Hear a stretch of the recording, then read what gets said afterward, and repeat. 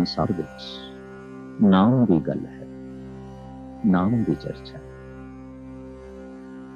ਗੁਰੂ ਨਾਨਕ ਦੇ ਘਰ ਵਿੱਚ ਨਾਮ ਦਾ ਉਪਦੇਸ਼ ਹੈ, ਨਾਮ ਦਾ ਸੰਦੇਸ਼ ਹੈ। ਗੁਰੂ ਨਾਨਕ ਨਾਮ ਦਾ ਸਰੂਪ ਨੇ। ਨਾਮ ਨਾਲ ਜੁੜਨਾ, ਨਾਮ ਨਾਲ ਜੋੜਨਾ, ਬਸ ਇਸ ਜੋੜਨ ਦੀ ਸੌਗਾਤ ਤੇ ਕਰਾਮਾਤ ਦਾ ਨਾਮ ਹੀ ਹੈ ਧੰਨ ਗੁਰੂ ਨਾਨਕ। प्रथम समझना पड़ेगा नाम की, नाम एक शक्ति जो व्यापक है, नाम एक आनंद जो व्यापक है, नाम एक रस जो व्यापक है, नाम एक खेड़ा, एक खुशी, एक संगीत, एक गीत जो व्यापक है। ਅਸੀਂ ਉਸ ਦੇ ਵਿੱਚ ਹਾਂ, ਉਹ ਸਾਡੇ ਵਿੱਚ ਹੈ। ਕਿ ਇਸ ਤਰ੍ਹਾਂ ਜੈਸੇ ਮਛਲੀ ਸਾਗਰ ਵਿੱਚ ਹੈ, ਸਾਗਰ ਮਛਲੀ ਵਿੱਚ ਹੈ, ਅਸੀਂ ਉਸੇ ਹੀ ਆਨੰਦ ਵਿੱਚ ਹਾਂ, ਉਸੇ ਹੀ ਰਸ ਵਿੱਚ ਹਾਂ ਜਿਸ ਨੂੰ ਪਰਮ ਰਸ, ਪਰਮ ਆਨੰਦ, ਪਰਮ ਖੇੜਾ, ਪਰਮ ਖੁਸ਼ੀ ਤੇ ਪਰਮ ਸ਼ਕਤੀ ਕਹਿੰਦੇ ਨੇ। ਉਸ ਨੂੰ ਵੀ ਕਿਸੇ ਇੱਕ ਸ਼ਬਦ ਵਿੱਚ ਬਿਆਨ ਕਰਨਾ ਹੋਵੇ ਤੇ ਨਾਮ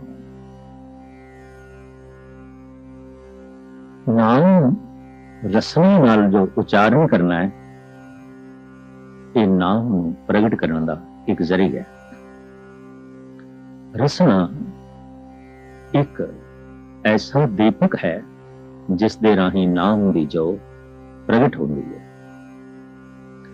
ਰਸਨਾ ਇੱਕ ਐਸਾ ਉਪਕਰਨ ਹੈ, ਬਲਬ ਹੈ, ਜਿਸ ਰਾਹੀਂ ਪਾਵਰ, ਇਲੈਕਟ੍ਰਿਕ, ਬਿਜਲੀ, ਰੋਸ਼ਨੀ ਬਣ ਕੇ ਬਾਹਰ ਪ੍ਰਗਟ ਹੁੰਦੀ।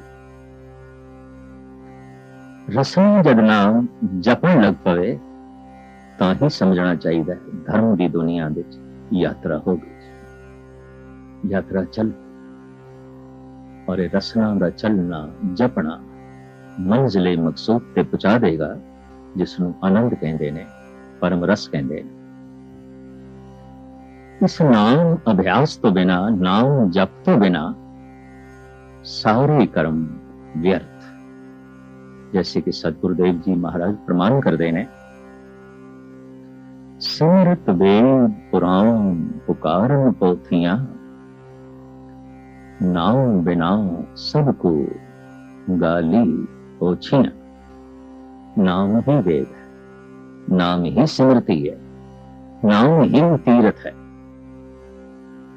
नाम ही ज्ञान है, नाम ही दान है।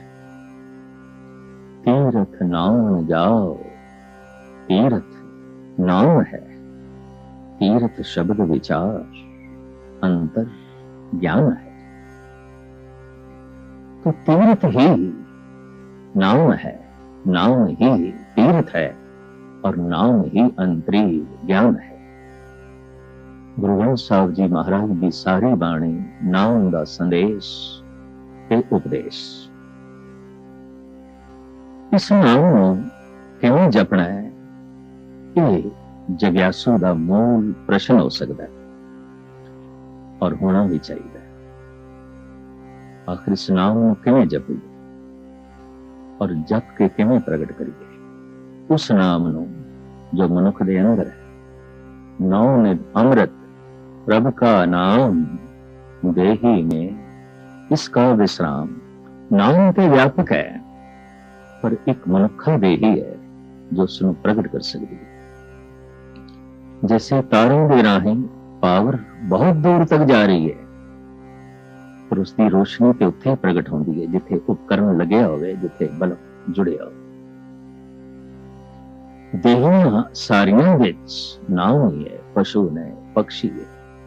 नाम के धारे सगले जन, नाम के धारे खंड ब्रह्मंड। धन गुरु अर्जन देव जी महाराज प्रमाण करते हैं, नाम ने कि सब ने धारण किया हुआ, सब नाम के आश्रय ते खड़े हैं, पर नाम प्रगट हो सके ऐसी समर्था परिपूर्ण परमात्मा ने केवल मनुख को ही दी है। इस वास्ते साहिब साफ कहते हैं, भई प्राप्त मानुख दे हुरिया गोबन मिलन की यह तेरी बरिया। एक अवसर, एक मौका, एक वारी मिली है। जन्म मरण ते अनंत जूनां विच भी चलदा रहा, पदार्थां नाल मिलन होंदा रहा, बच्चियां नाल मिलन होंदा रहा, संसार नाल मिलन होंदा रहा, रंग रूप रस नाल मिलन होंदा रहा। और रस रसना दा जैसा मच्छी मार लेंदी है, मनुख कोल नहीं।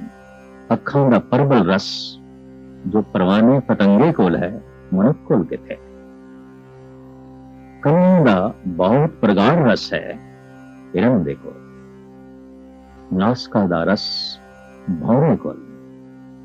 ये रस कि भौरा बन के, मच्छी बन के, हिरन बन के, पतंगा बन के असी माणदे ही रहे।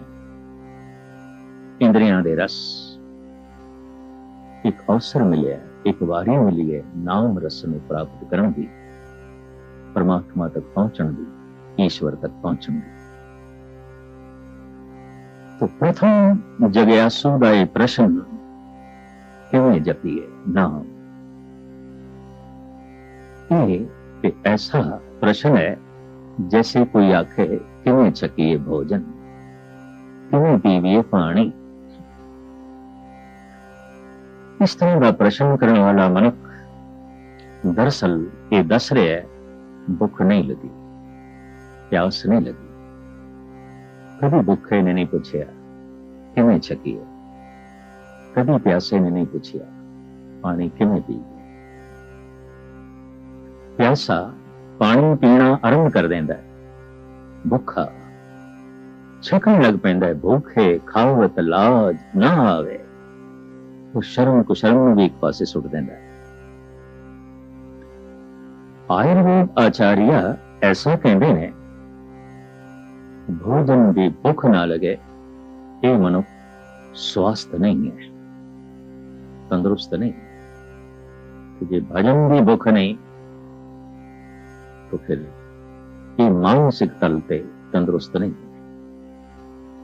सत्संग करदे हैं, बाणी पढ़दे हैं, सेवा करदे हैं, जब मन विकारों तो रहत होंदा है, विकारों के ताप तो एक पासे होंदा है, तो मन विच प्रभु दे मिलन की प्यास पैदा हो जाती है, भुख पैदा हो जाती है। साचे नाम की लागे भूख, खुद भूखे खाए चलिए दुख। इस भुख का लगना मानसिक तंदुरुस्ती की निशानी है कि मन दे तल पे शुद्ध हो गया और तंदुरुस्त हो गया। रसना जपन लग पाएगी। और महाराज कहते भी ने जपना रसना ना लिए, रसना नाम जपो तब मथिए, इन बिद अमृत पाओ। उतनी चिर तक ते रसना ने जपनी है जितनी चिर तक अंदरों नाम बाहर प्रगट नहीं हो जाता। इस वास्ते गिनती उनती की गल नहीं, समय की गिनती की भी गल नहीं। कितना क जपना है। गुरु नानक देव जी महाराज कहते एक दू जीव हो लख हो, लख होवे लख वीस, लख लख गेड़ा आखिए एक नाम जगदीश। एक जबान में दो बना ले, दो वी बना ले, वी लख बना ले, एक एक रसना नाल। वो जो जगत दा ईस है, मालिक है, व्यापक है, उसका नाम रटी जा, रटी जा, रटी जा, ताकि तेरे अंदरों नाम बाहर प्रगट हो गए। नाम दे विच असी जी रहे हैं, नाम ਨੂੰ प्रगट करना है। नाम साडे अंदर है, जबकि उसਨੂੰ व्यवहार ਦੇ आचार ਦੇ बाहर प्रगट करना है। और प्रगट करने का वसीला रसना शब्द। केवल शब्द ਨੂੰ उच्चारण करना है, ध्यान किथे जोड़िए। तो नाम अभ्यासी का जो पहला प्रश्न आता है, ध्यान किथे जोड़िए, सुरत ਨੂੰ किथे जोड़िए। और ये गलती स्पष्ट है, मनुख जिथे बैठा है उथे नहीं बैठा, जिथे ध्यान है मनुख उत्थे ही है। और ध्यान अक्सर मनुख दा बाहर ही जाता है। बाहर संसार है, बाहर पदार्थ ने, तो ध्यान नूं अनंत जन्मां तो पदार्थां विच संसार विच भरमण दी आदत बन गई, भटकण दा सुभाव बन गया। ध्यान अंदर जावे तो ध्यान नूं अंदर किस तरह ले जाए? शब्द दा उच्चारण करिए तो शब्द निराकार है, आवाज निराकार है। ध्यान के आकार तो ही प्रभावित होता है, दृश्य तो ही प्रभावित होता है। जो दृश्य है ध्यान उस पासे जाता है। किसी हद तक 80% ध्यान मनुख दा अखां दे राही बाहर जाता है, और संसार दा 80% ज्ञान अखां दे राही मनुख लैंदा है। इस वास्ते सियाणे कहंदे ने कि नेत्रहीन मनुख, अंधा मनुख साइंटिस्ट नहीं हो सकता, पदार्थ दा खोजी नहीं हो सकता। पदार्थ को वेख ही नहीं सकता तो खोज की करेगा। लेकिन अंधा मनुख संत हो सकता है, भगत हो सकता है। संसार का इतिहास दसदा है भगत सूरदास, जिन्हां दा शब्द धन गुरु ग्रंथ साहिब जी महाराज दे सारे राग दे अंदर दर्ज है। किते नेत्रहीन सन, किते अंधे सन, लेकिन जैसे ध्यान में अंतर्मुखी ले गए कि अंदरों नाम नाम प्रगट होया। और इस तरह भगतों की दुनिया दे सूरदास गिनती विच आ गए। और आप दा अमरवाद धन गुरु ग्रंथ साहिब जी महाराज दे च दर्ज हो गया। इन्हां दी पंक्ति है सूरदास दी, छाड़ मन हर बेमुखन को संग। जप जप के इन्हां ने नाम नूं प्रगट किया अपने अंदर। दूसरा प्रश्न नाम अभ्यासियों का यह होगा, ध्यान किथे जोड़िए और शब्द केड़ा जपिए, मंत्र केड़ा, बोल केड़ा? तो ध्यान नाम दे ची जोड़ना है, ध्यान शब्द दे जोड़ना है। इस पहले प्रश्न का ये उत्तर है, ध्यान शब्द दे जोड़ना है, नाम दे उच्चारण दे ध्यान नूं जोड़ना है। ये किस तरह हो सकता है? क्योंकि वाहिगुरु की जो धुन है, इहदा ना कोई रंग ना कोई रूप, इस विच ध्यान किस तरह जोड़िए? तो सुनना ही ध्यान जोड़ना है।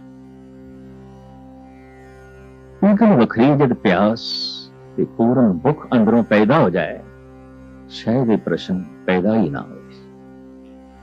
भगत कबीर बड़ा सुंदर कह रहे हैं, तज भरम करम विद निखेद, राम नाम ले ही गुरु प्रसाद जन कबीर, राम कर सने।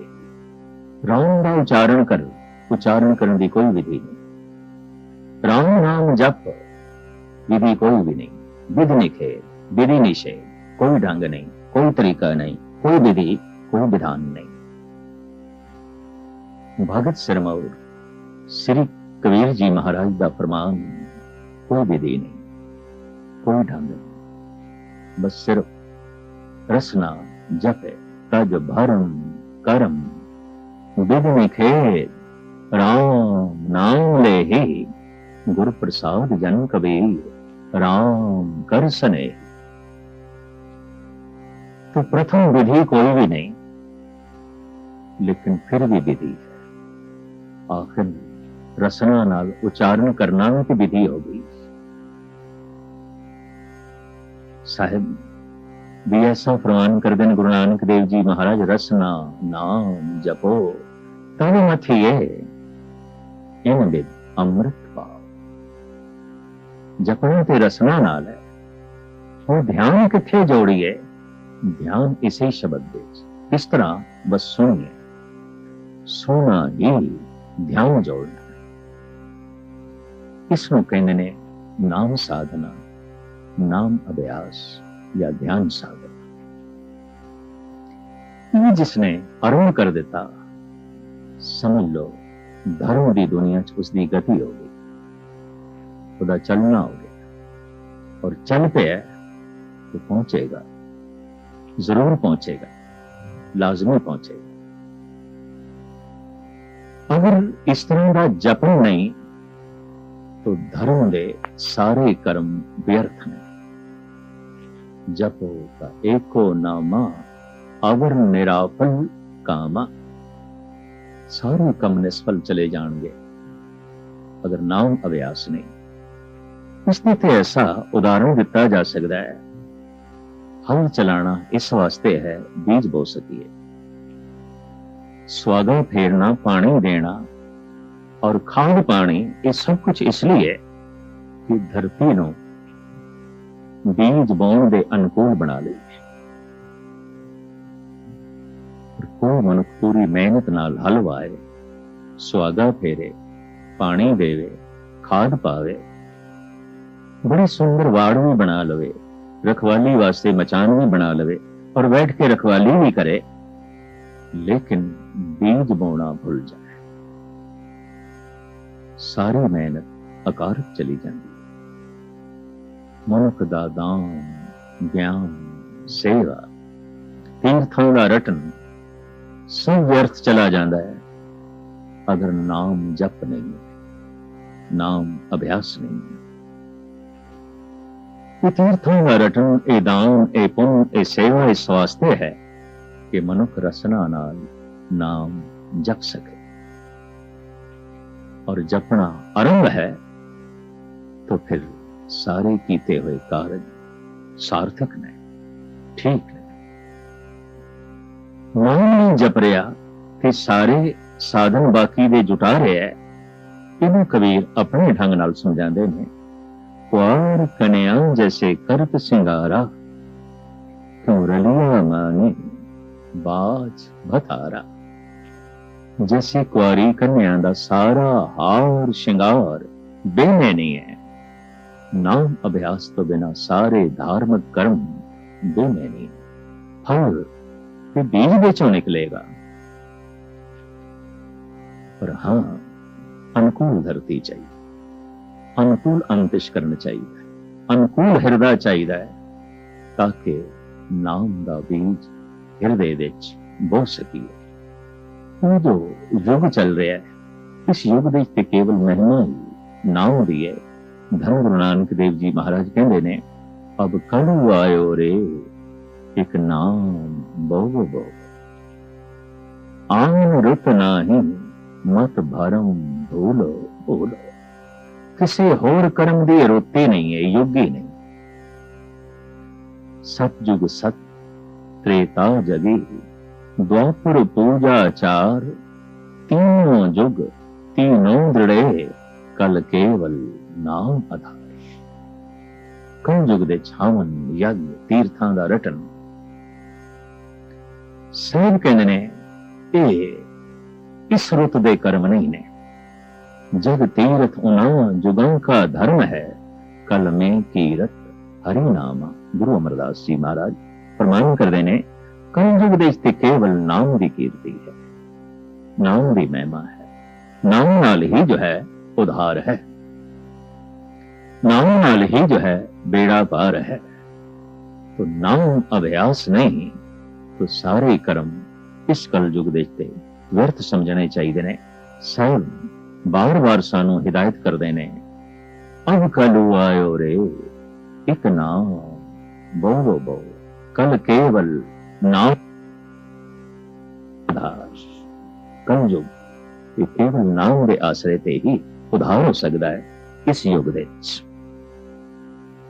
नाम रसना नाल जपना है, ध्यान नाम विच जोड़ना है।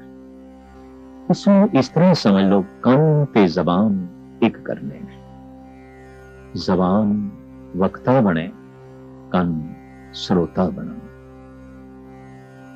कान रसना दे नेड़े आन और इतने नेड़े आन कि कान रसना ही बन जान। जिस दिन कान रसना बन जाएंगे उस दिन जबान खामोश हो जाएगी, और नाम अंदर चलेगा। एक शब्द मेरे प्राण बसत है, बहुत जन्म न आवा। मंत्र एक उच्चारण करना है, एक रसना नाल, दो ਕੰਨਾਂ ਨਾਲ ਉਸ ਇੱਕ ਨੂੰ ਸੁਣਨਾ। ਦੋ ਕੰਨ ਕਿਸੇ ਹੱਦ ਤੱਕ ਦੋ ਮਨ ਦੇ ਪ੍ਰਤੀਕ ਨੇ, ਦੋ ਮਨ ਇੱਕ ਕਰਨੇ ਨੇ, ਇਨ ਮਨ ਉਨ ਮਨ, ਸੰਕਲਪ ਵਿਕਲਪ ਨੂੰ ਇੱਕ ਕਰਨਾ ਹੈ। धर्म भी एक मूल साधना है।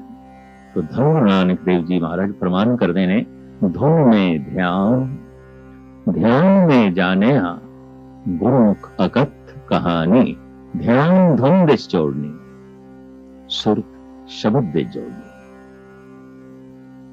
अगर शब्द गुरु है तो सुरत चेला है, अगर धुन गुरु है तो ध्यान सिख है। ध्यान ते धुन दा मेल, सिख ते गुरु दा मेल, शब्द ते सुरत दा मेल, गुरु शिष्य दा मेल है, गुरु चेले दा मेल है। और ये मिलाओ एक कर देंदा है, चेला गुरु हो जाता है, गुरु चेला हो जाता है, दोनों एक मिक हो जाते ने। बूंद जो दिखाई दे रही सी सागर विच लीन हो गई, सागर का रूप हो जाती और महान हो जाती है।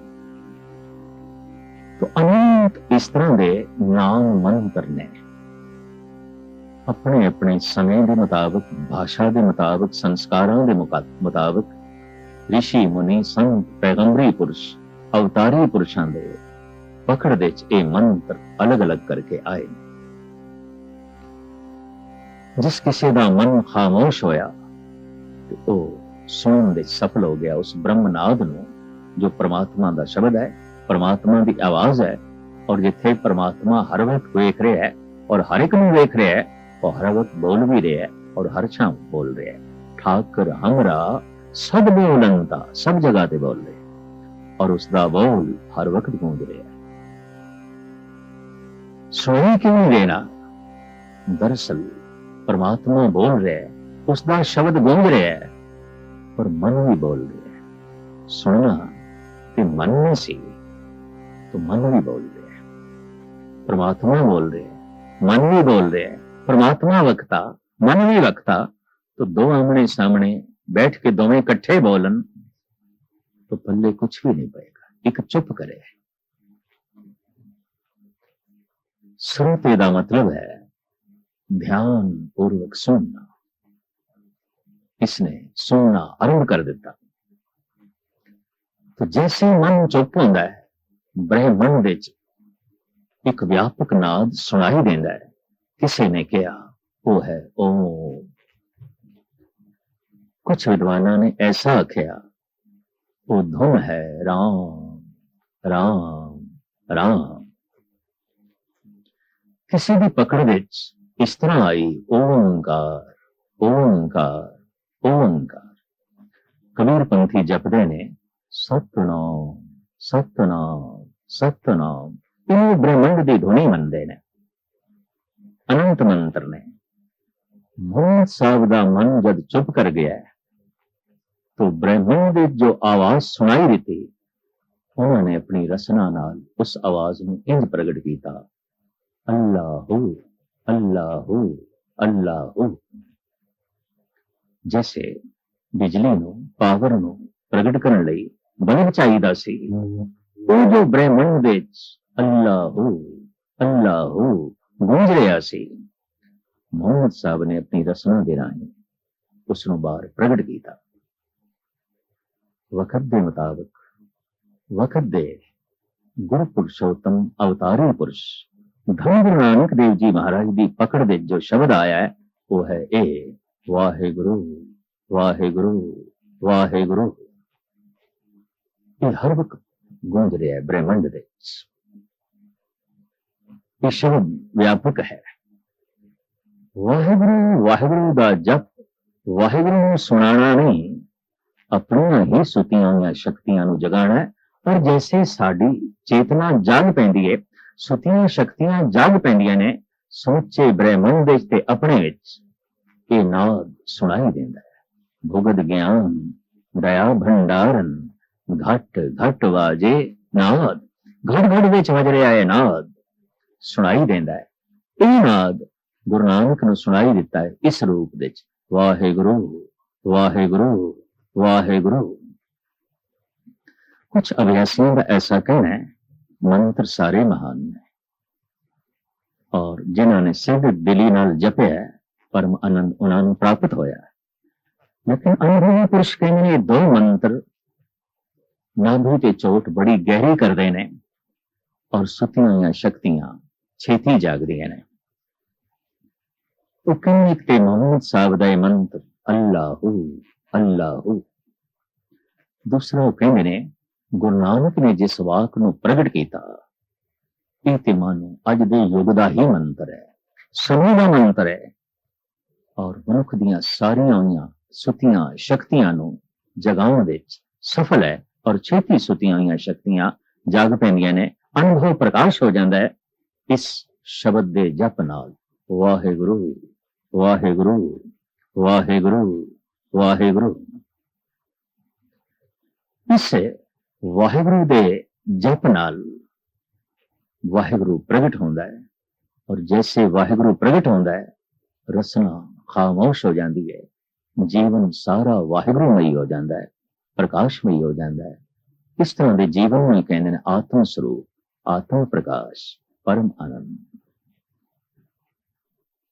वाहेगुरु वाहेगुरु वाहेगुरु। नाम मंत्र दा अभ्यास इस ढंग नाल करना है।